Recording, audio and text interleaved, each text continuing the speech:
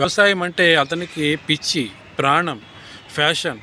అంతేకాకుండా భూమి తల్లి అలాగే గోమాత కూడా ఆయనకు ఎంతో సహాయం చేస్తున్నాయి. అయితే ఒకసారి ఈ వీడియో చూడండి.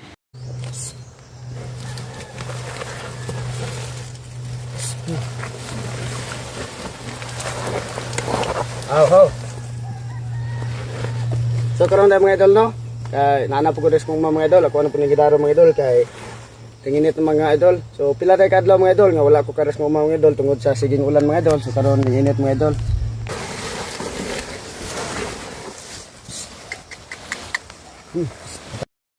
అయితే ఎంత ఇష్టం లేకపోతే ఆయన అలాంటి పరిస్థితుల్లో ఉండి కూడా వ్యవసాయం చేస్తున్నాడో చెప్పండి.